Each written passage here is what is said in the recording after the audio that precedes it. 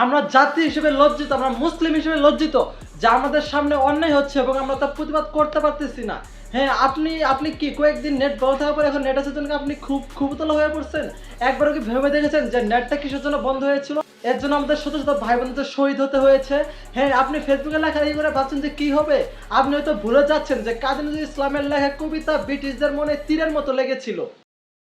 কোথায় গেল সে সকল মানবতার ফেরিওয়ালারা যারা কিনা বন্যার সময় বিকাশ নগদ রকেট নিয়ে হাজির হয় এবং কোটি কোটি টাকা?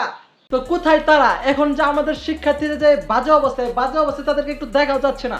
তারা কি ঘাবড়ে গেছে? আসলে মূলত তারা হচ্ছে, আর তাদেরকে আমরা টুকাই ছাপড়ি বলি, তারা হচ্ছে আসল পুরুষ। কেউ না, এই পরিস্থিতির সবার টিকটকাররা কিন্তু এগিয়ে এসেছে, কোনো ইউটিউবার না। আর সাকিব আল হাসান একটা ব্রেনলেস পোলা যে কিনা বাংলাদেশকে কোনো কিছু উপহার দিতে পারে না। আর সে ব্রেনলেস প্রতিবন্ধী আকবর যে কিনা যুব বিষয় উপহার দিয়েছে বাংলাদেশকে, তাকে প্রশ্ন করে তুমি বাংলাদেশকে কি দিয়েছো? হ্যাঁ, আমি একটা কথা বলতে চাই, একজন সুস্থ মস্তিষ্কের মানুষ কোনো সাকিব আল হাসানের খেলা দেখতে পারে না। প্রতিবাদ হোক যে যার জায়গা থেকে, শেষ জিতাটা আমরাই জিতবো ইনশাল্লাহ।